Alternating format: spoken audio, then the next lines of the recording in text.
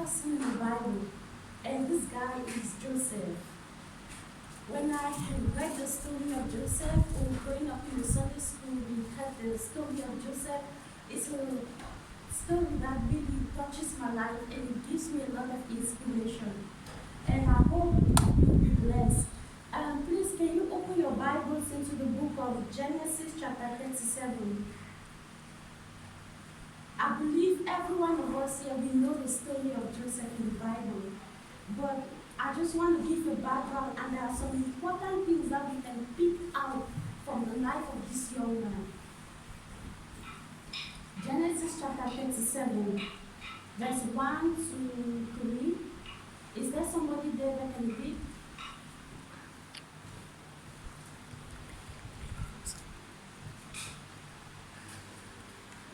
Genesis 37, verse 1, 2 and 3. Can you? Genesis 37, 1. And Jacob dwelt in the land wherein his father was a stranger, in the land of Canaan. 2. These are the generation of Jacob. Joseph, being 17 years old, was feeding the flock with his brethren, and the lead was with the sons of Behad, and with the sons of Zepah, his father's wife. And Joseph brought unto his father their evil report. Amen. So we are talking about the story of Joseph in the Bible. Joseph happened to be the last child of Jacob. And Joseph happened to be the favorite child of his father. That is, and from the father's favorite wife, Rachel. Joseph, his life begins with a dream. He had a dream. And in that dream, he saw the moon and the stars, they bowed to him. In another time, he had a dream. The brothers, they bowed before him. And Joseph also, he was somehow, he shared his dream with his brothers, with his father. And his father asked him, do you mean that I will bow to you? The brothers were jealous. And Jacob loved Joseph so much because Joseph was a child that was honest. Joseph was this child that would report his brother's evil deed. Joseph was this child, he loved this child so much to the extent that he gave him a coat of many colors. It's like, for example, in our African home, for Christmas, your dad can buy all of us, let's imagine that he gets you and I, all of us, he gets us like, let's say, balloons and sweets. But for Joseph, he gave him a laptop or an iPad. That is even a point of provocation that it increased the hatred the brothers had for him. And for me, as a parent, I have one. He's my favorite for now. But I am thinking those who have 3, 4, 5, it's not really a good idea to choose one of your child that is your favorite. Or because children are very sensitive. Children are very sensitive. It's not good to bring out this distinction that you are my favorite child. You're bringing danger upon the life of this child. So Joseph, there was 3 phases of his life. The part where he has a dream, and now the in-between.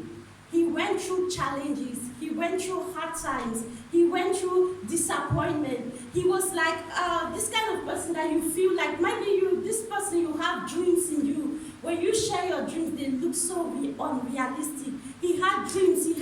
But he went through a lot. He went through suffering. He was innocently put in the prison. But God helped him. So, looking at his life today, I want to bring out something about the coat of many colors.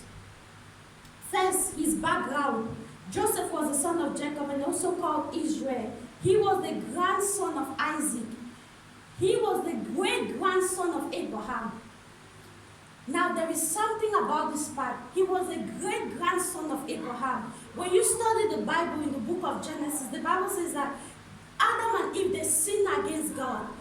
They brought this separation between man and God.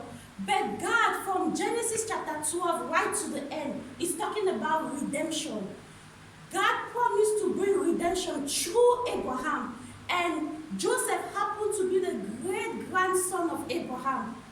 Now, God is using Joseph. In another word, God used Joseph to fulfill his dreams, to fulfill the plan. Because when God called Abraham, he said, go to a land that I will show you. I will make you blessed. I will make your name great.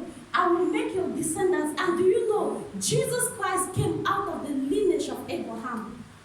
So, he was a great grandson of Abraham. At the age of 17, he was taking care of his father's sheep. And he was from a polygamous family. Maybe you're from a polygamous family. You know what happens in polygamous family. It's very difficult to make it because there is a lot of jealousy.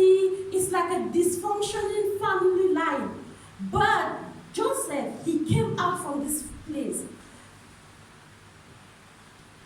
And so the brothers were jealous about him. They said in Genesis chapter 39 verse 2, they said, we shall see what shall become of his dream. Let us kill him. They planned to kill Joseph in order to kill his dream. But God did not permit that to happen. They took Joseph, they put him in a pit. One of his brothers, there is something when people gather against you or they want to kill you, God will always make a way of escape. They said, let us kill him and see what become of his dream. But one of his brothers said, no, let's not kill him. Let's put him in a pit. So he was thrown into the pit. Those were dream killers. They wanted to kill his dream, but they were unable. They put him in the pit, and later on they sold him out as slave. And Joseph going to Potiphar's house. There is something about Joseph. I came out with 5 significance of the coat of many colors. His dad gave him a coat of many colors, a beautiful coat, a coat that when you stand from afar, you can see this coat because it has bright colors. Just think about the rainbow, a coat of many colors. One, it signifies the coat of services. Joseph was ready to serve. When he was sold into slavery and in Potiphar's house, immediately, while he came there, it didn't take long for Joseph. He was given the position to rule in Potiphar's house. It means that there was something different about Joseph. Potiphar was not a nobody in that land. Potiphar was a great man, but he put Joseph, without no long space of time, when Joseph came into his house as a slave, he put him in charge over everything except his wife. And now I believe that Joseph was a man who was organized. I believe that Joseph was a man that knew how to put things in order. I believe that he was a man that does work well. Because all through his life, wherever he went through, wherever even in the prison, he was given a post of leadership over the prisoners. There was something different about him. And Joseph, 1, coat of services. 2, I came out with the coat of leadership. As he was in the prison, he was given a post of leadership. And in Genesis chapter 39, verse 21 to 23, it says, but the Lord was with Joseph and showed him steadfast love. He gave him favor in the sight of the chief jailer. The chief jailer committed to Joseph scared all the prisoners. And do you see something? Sometimes in life, we come to a position that we feel like God has abandoned me. Because look at Joseph, he was with his brothers. He was his dad's favorite child. He was, okay, let's understand that, okay, he was somebody that the dad loved so much and showed him this love. But he was thrown into slavery. I never saw somewhere in the Bible that Joseph complained. I was like, I read my Bible and I was like, what kind of man is he? First, he was thrown into the pit by his brothers. He never complained. He was sold into slavery. He never complained. He was in Potiphar's house serving faithfully. I mean, at this point that he was serving, he was like, oh God, thank you. I'm no more in the pit of you. Saved me from death. And you've given me a job in a rich man's house at this point. But now, look at what happened. Potiphar's wife needs him. He didn't just say, okay, now my life is full of obstacles, ups and downs. Since this woman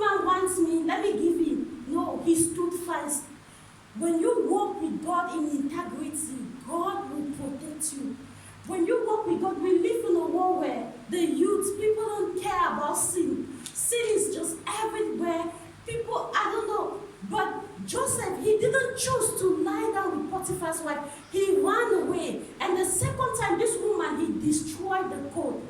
The first coat Joseph had was a coat his dad gave him. And it was destroyed by his brothers. It was stained by his brothers. And they brought it to the father that he is dead. The second coat, when he came into Potiphar's house, the second coat, something mentioned is that Potiphar gave him a coat. There was a coat that Potiphar put on him. And the Potiphar's wife destroyed this coat. I believe at this point, when Potiphar came, this woman said this guy wanted to rape me. But Potiphar didn't put him. Potiphar was at the position that he can command this guy to be killed. He could even kill him because he was a chief executor of people that work for the king to kill people. But he didn't do that. I believe that he had confidence in Joseph more than his wife. He didn't trust the wife to respond because he knew that guy was innocent. While Joseph was put into the prison, we also see the coat of suffering. He was put in the prison. He didn't just sat there and say, "Oh God, why have you abandoned me? Why is things going this way? Oh, I'm disappointed. You brought me to Egypt. I'm here," but he didn't complain. Again, I'm like, what the hell? What's this guy doing? He didn't complain. The Bible didn't make mention of that. But we see Joseph serving in the prison. He was serving. He had to interpret the dreams of two people in the prison. Had it been he knew the interpretation and said, "Oh, I wouldn't say it because nothing will help me for me." But he had a good heart. When you have a good heart, God will always bless you. And when you are ready to serve, God will bless you. Don't serve because the pastor will bless you. Don't serve because man will bless you. Because man's blessing is limited. Serve because God will bless you. And he says our works will be judged by fire. And our works, the day we will stand before God, our works will stand before him. Will you be proud of the report that God will put before you? That's why I came to a point in my life, before I grew up in a pastor's home. My dad is a pastor. And going to church on Sunday is very normal from when I was born up to now. But I came in a point, there are times that my mom would be pushing, "Let's go." I've forgotten my earring. I'm looking for let's go. I'm looking for this or that. I am looking for this or that. Even my sisters, we are like, but a time came in my life, I understand that going to church is not for my dad, it's not for my mom, it's for me and my generation. And it's for me, serving God. You're sowing blessings into your own life and to your generation. It's not for man. So now, before coming to church, when I come early to church, it's not because my mom called me and said, "Hey, Grace, go to church." No, I know when I have a revelation about God, I take his things serious. Because if it is a president that is coming here, this place will change. People will be black suit, protocol, because he's a man of honor. But our God is bigger than the president. He's bigger than the president. This is the revelation that we don't yet have. If we know who our God is, then the way we handle the things of God will change. So Potiphar's wife, it was a coat of suffering because Potiphar's wife, who was like, she wanted to turn into a pot of fire for Joseph. But thank God Joseph didn't fall into that temptation. Hallelujah. Maybe, you know what? Joseph, he interpreted the dreams of two guys in this prison. The chief cake baker and the chief butler. He said to the chief butler that in 3 days' time, you will be set free. Where are you going? And the other guy, he said, in 3 days' time, you will be killed. And the chief butler said, if I am set free, I will remember you. Many of the times we have come into a position in our life, it happened as he said it. He said, I will remember you. It happened. But when he went out, he was set free. But he was in a position that he could help Joseph, but he forgot about Joseph. He forgot about what Joseph did. Sometimes we are at a point of disappointment. You've been working with God, but you see things not working right in your life. You've been working. I know somebody that she has been serving God for long, but the husband doesn't serve God. The husband insults her, but she doesn't want to show up because she loves the husband. You've been serving God, but maybe you are at a point of disappointment. You've been trusting God for something, but it hasn't come. You've done something. At this point, what is God telling you? God said, I am with you even in that midst. Even in the midst of that disappointment, Joseph knew that God was with him. Because he's a man of integrity. When I look at his life, he's a man of integrity. How many men today will refuse and reject a woman who is offering her body to him? He was a man of integrity. Maybe you are at a point of discouragement. Maybe you are at a point of pain. You are like, what will happen to me? What will happen to me? Is you don't see things working the way you plan it to be. Some of us, when you come to Jesus Christ, you know that all your problems are finished. They are gone. But no, there are challenges. And when God will pass you through, if God doesn't pass you through those challenges, you won't know who God really is. If you were not sick and God healed you, you won't know that He's a healer.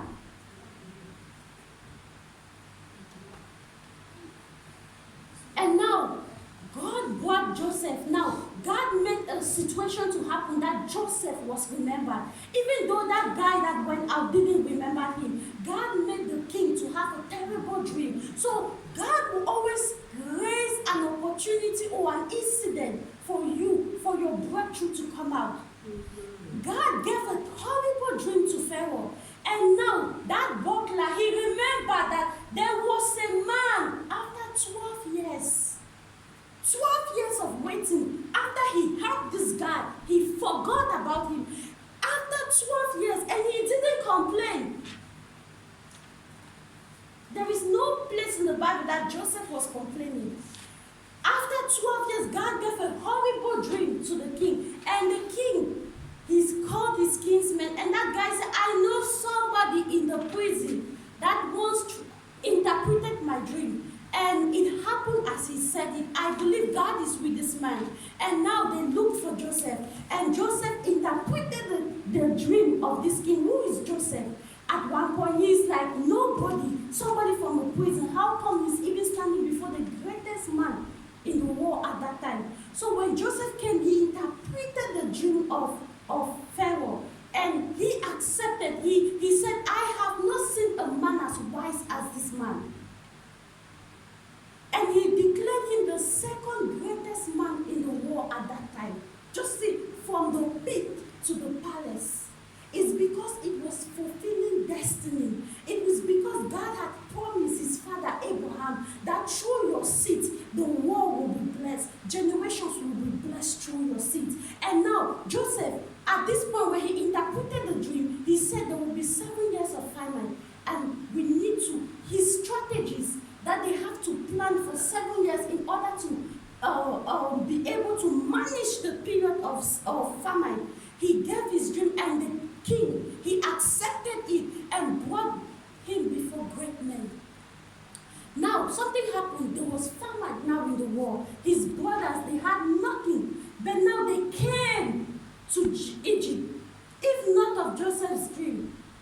So sometimes some bad things may happen in your life and you feel like, I'll kill myself. No, God will turn it for your good. Joseph, the brothers were in need. They were in hunger now. They were in famine. They came to look for food in Egypt. And now when they came to look for food in Egypt, Joseph saw that he recognized that they were his brothers. And something shocking about Joseph is that Joseph was not angry. He had a heart to forgive. He had a code of forgiveness. He knew that he said to them, don't worry. When he revealed himself to them that I am Joseph, your brother, before he revealed himself to them, they already bowed down before him. And that was